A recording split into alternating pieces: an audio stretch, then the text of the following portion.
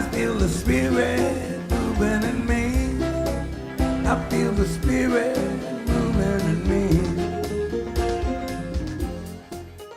My dad died when I was 12, as many of you know, and my stepmother enrolled me in Southern California Military Academy. And she thought the discipline and the structure and the small classrooms would help to fill the void that was missing in my life because my father had died. Certainly my grades improved. I became more disciplined. And man, did I learn how to shine my shoes. I can still shine shoes, spit shine shoes with the best of them. We had to shine our shoes so much that we could see our face in our shoes. It's amazing. And at Southern California Military Academy, I met this man, Commander Tuttle. If you got enough demerits, right, when you did something wrong in class, you spoke out, or you had a fight, or you were angry with somebody, then they would write you a demerit slip. And after so many demerits, you would go to Commander Tuttle's office. And he would talk to you for a while, and then he would have you touch your toes.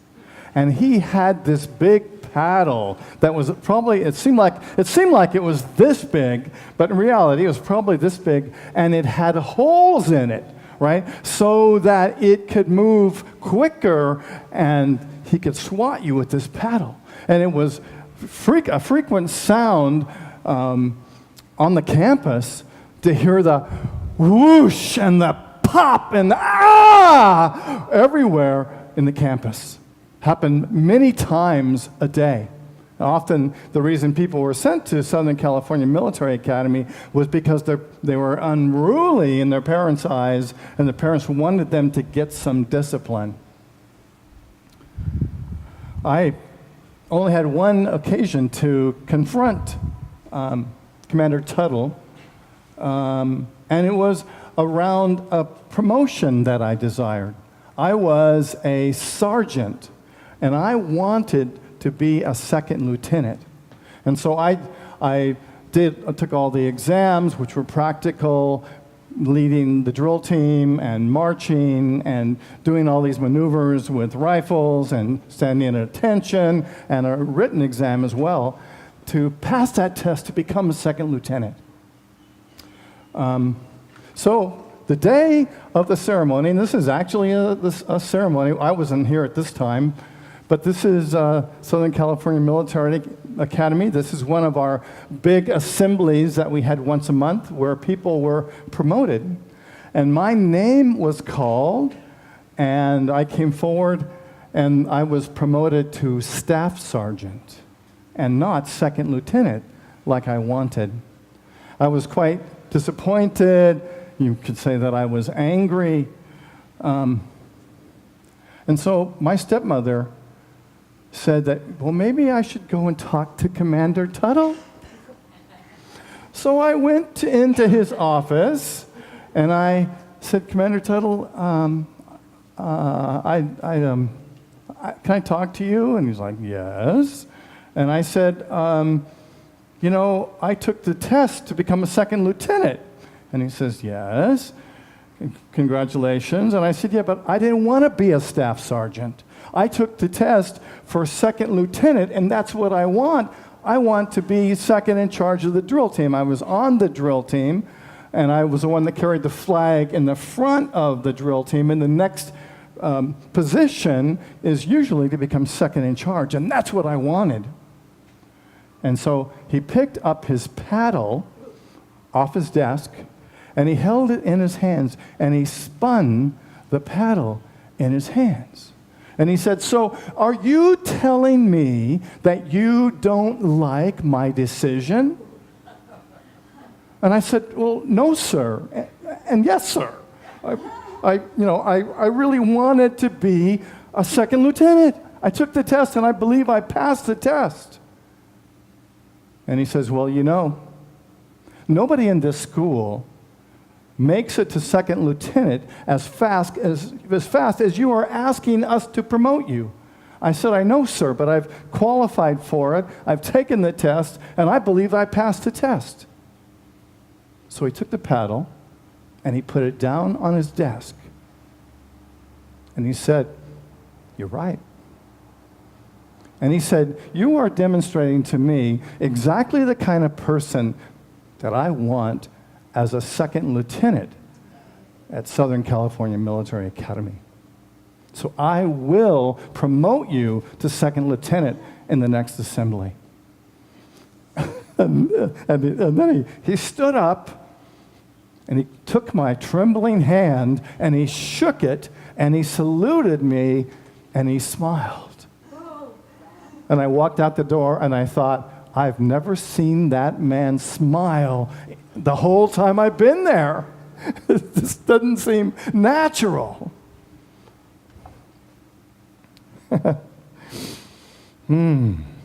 So the title of this talk is The Quest for True Belonging. And this talk comes from Brene Brown's book, Braving the Wilderness, and this is the title of the second chapter in this book. So, how do we belong in a world that seems to be more opinionated, more antagonistic, more hostile than as any other time in history? And we're more separated, and we're more isolated than ever before. In her book, she says that we must break down the walls and abandon our ideological bunkers and live from our wild heart instead of our weary heart. This is a practice that requires us to be vulnerable. It's a practice that requires us to stand up for that which we believe and be present with others, but not sacrifice who we are. To be honest, to be in integrity. You know, sometimes we must stand alone in our decisions and our beliefs, despite our fear of criticism and rejection. Belonging so fully to ourselves that we're willing to stand alone in the wilderness. An untamed, unpredictable place of solitude and searching. It's a dangerous place. It's as dangerous as it is breathtaking. A place as sought after as it is to be feared. But it turns out to be the place of true belonging, because that's where we find the truth of who we are, and to be that which Spirit desires for us to be. Because we are engaging that Spirit part of ourselves, that integrous part of ourselves, that loving part of ourselves that the world is asking for us to be. It's the bravest and the scariest place we'll ever be. My conversation with Commander Tuttle was the first time in my life that I ever faced an authority figure and told them I didn't agree with them. It was the hardest thing up to that point in my life that I had ever done. I had no idea what the ramifications would be, and I certainly expected that I would probably leave that room with little bubbles on my butt. But I know, because I went in with strength, and I went in with integrity, and I went in with compassion, I knew what I had to do. I knew I had to stand up for what I believed. And I know that part of me knew that if Commander Tuttle was a being of integrity, that he would grant me that which I desired.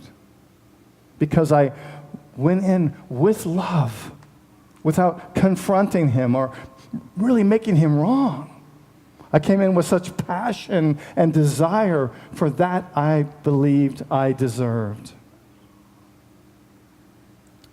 In Braving the Wilderness, Brene Brown says that we must become the wilderness to brave the wilderness. We must learn how to trust ourselves and trust others. Because when we totally come from our integrity, we can trust ourselves. Because we are being totally focused, totally present, totally in the moment to be all that we are. We gather all that we are and bring it to that moment. I like this quote by Charles Feltman. He said, he says that, he describes trust as choosing to risk making something you value more vulnerable to another person's actions. Wow. Imagine. To be able to risk making something you value so much vulnerable. Can you feel the strength in that and the power in being vulnerable and being present and taking a risk, venturing into the wilderness?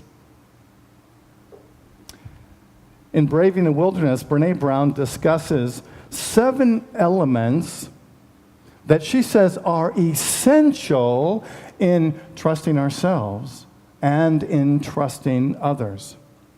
And she uses the acronym BRAVING for these elements. And they are boundaries. To totally trust ourselves and trust others, we must know what our boundaries are. We must be able to step into our boundaries and hold those boundaries and know what's right and what's fair. And to what extent we're able to walk to the edge of those boundaries. We must be reliable, able to rely on ourselves, to be present, to talk to others, to show up. We must be accountable for ourselves and to allow others to be accountable for themselves also. She uses the word vault to say that we must only share with others that which we are free to share. And in the same way, when others share with us, we are holding that in confidence. We're not turning around and spreading rumors or saying that somebody said something when they ask us to hold it in confidence. And we must be in integrity with all that we do. We must come from that true desire within ourselves and be and act out of integrity. And also to be non-judgmental in all that we do, not to judge others, not to react when others judge us and judge them, and then judge them and judge us, and then we judge them. Ever notice? And lastly, she says that we need to be generous. Generous of heart, generous with our time, with our spirit, with our energy, with our love. Now, we don't have time to go into all 7 of these things today, so I thought I would pick just one of them that we could look at today and look at it on a deeper level. And that one is integrity. Integrity is choosing courage over conflict. It's choosing courage over conflict, certainly, but choosing courage over comfort. Integrity is choosing courage over comfort. To be in integrity is to choose what's right more than what's fun or fast or easy. It's to choose to practice your values rather than simply professing them. It's to be them. To be that which you talk about, that which you desire to show other people, to be that. By choosing to confront Commander Tuttle with my desire to be second lieutenant, I was choosing courage over comfort. I was expressing integrity for the thing that I valued, the thing that I desired. and I was very uncomfortable and certainly very vulnerable.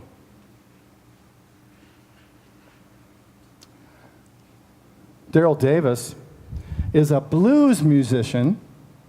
Daryl was playing music in some time ago in a bar called the Silver Dollar Lounge. And a white gentleman approached him and sat down at his table and ordered a drink. And so the two of them sat and they talked about music. And at last the white gentleman said, "You know, this is the first time I've ever heard a black man like you playing piano like Jerry Lee Lewis." And Daryl explained to the man, he said, "Well, Jerry Lee Lewis learned to play piano from the same black people as he did, from black blues and boogie-woogie piano players." And the man kind of went, And then he said, "You know, this is the first time I ever sat down and had a drink with a black man." And Daryl says, "Well, how is that? Why?" The man said, "I'm a member of the Ku Klux Klan." Daryl burst out laughing because he didn't believe it. Well, the man reached in his wallet and pulled out a Klan card and handed it to Daryl. And Daryl thought, why am I sitting here talking to a member of the Klan? But the men enjoyed music. And so they continued to sit together and to talk about music. And they agreed that anytime Daryl came back to the Silver Dollar Lounge, that he would call the Klansman and invite him, which is what he did. Daryl spent the next 30 years going around the country, sitting down with Klan leaders and Klan members to find out, how can you hate me when you don't even know me? Daryl armed himself with as much information as he could about the Ku Klux Klan. He discovered how they started, what they believed. He discovered what kind of people they were attracted to and what their philosophy was. And Daryl was driving his car one time. He often and made an effort to be with Klan members. And he's driving his car one day with the Klansman. And the Klansman made the statement, "Oh, we all know that black people have within them a gene that makes them violent." Daryl turned to the man and said, "Wait a minute. I'm as black as anybody you've ever seen, and I have never done a carjacking or a drive-by. How do you explain that?" He didn't even think about it. The man responded, "Well, your gene is latent. It hasn't come out yet." And Daryl is like dumbfounded. He thought, how can you argue with somebody who's coming from left field like he is? And he thought for a moment, and he said, "Well, we all know that white people have a gene within them that makes them serial killers." The passenger said, "What do you mean?" Daryl said, "Well, name 3 black serial killers." The passenger said, "I can't do it." Daryl says, "Ted Bundy, Jeffrey Dahmer, and Charles Manson, all whites. You, son, are a serial killer." The passenger says, "Daryl, I never killed nobody." Daryl says, "Your gene is latent. It just hasn't come out yet." And the passenger says, "Well, that's pretty stupid." And Daryl says, "Well, duh. You know what? You're right. What I said was stupid, but no more stupid than what you said to me." Then the passenger got very, very quiet and changed the subject. 5 months later, based on that conversation, he left the Klan. Daryl says, That was the first robe I ever got. Darrell says, ignorance breeds fear. If you don't keep that fear in check, that fear will breed hatred. If you don't keep hatred in check, it will breed destruction.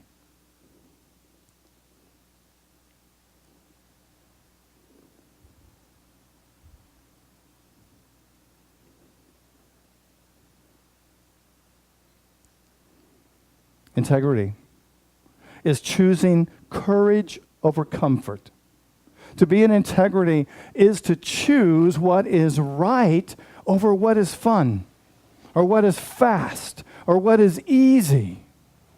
It is to choose to practice your values rather than simply professing them. I love this story about Darrell Davis. He was able to choose what was right over what was fun, easy, or fast. In the 30 years that he did this work, he convinced over 200 Ku Klux Klan people to turn over their robes. What a great lesson for us to know that we can brave the wilderness. We can stand up for that which we believe. We can and do it in such a way that we come from our hearts, from a place of wanting to understand and to be present as the power of love. We too can abandon our ideological bunkers and live from our wild hearts rather than from our weary hurts. And this is, I believe, what it is calling for at this time, in this place in history, is to change the game. And to stand in the place of what is right and be present to the power of love. When we live in integrity, we respond to all situations with love and compassion. We explore the wilderness places in life without expressing our weary hurts, not reaching back and taking hold of our own pain and bringing it into the moment. But we stand in love. We set healthy boundaries. We trust that we will respond in all situations in ways that honor the truth in others, and we respect that truth. Bearing witness to the truth is rarely easy, yes? Especially when it appears like and feels like we're alone in the wilderness. But as Maya Angelou tells us, the price is high. The reward is great. I act in integrity with my values and with the truth of my spiritual nature. And so it is. I invite you to close your eyes.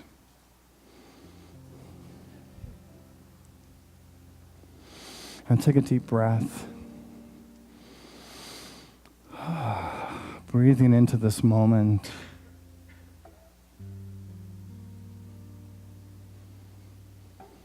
Relaxing, letting go.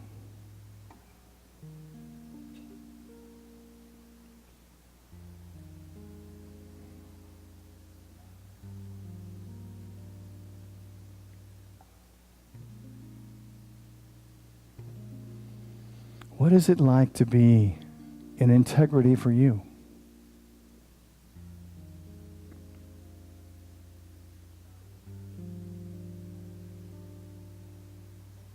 What is it like to be in the wilderness?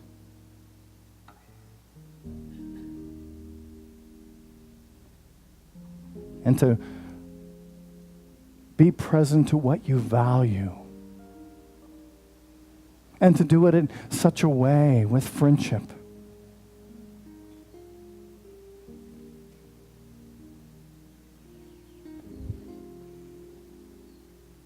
How can you be present in a new way in these challenging times?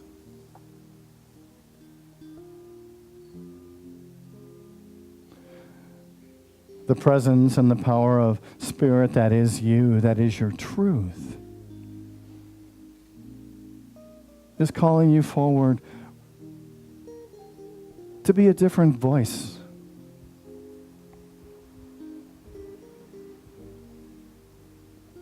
To let go of the weary challenges, the fears of the past.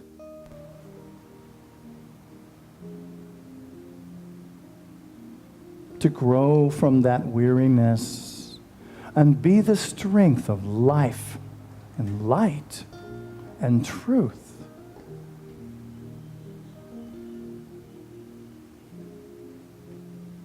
This is what Spirit calls us to be. Taking a deep breath and breathing in.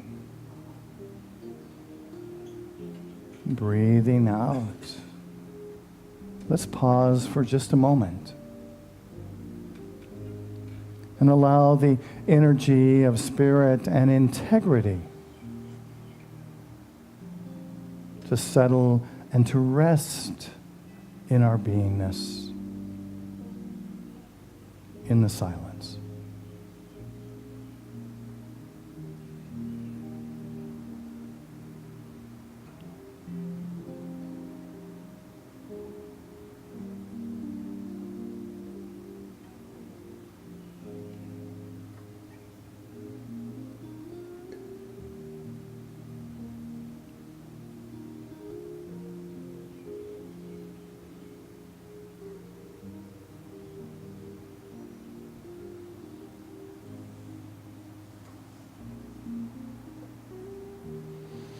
Breathing in and breathing out.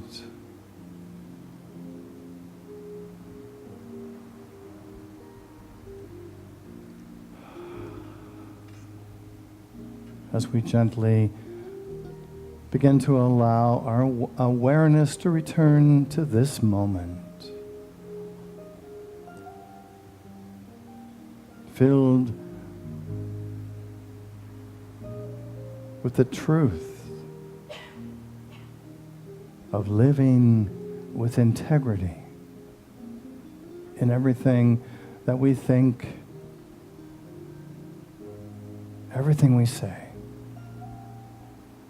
and everything we do. And so it is. Amen. Where I live,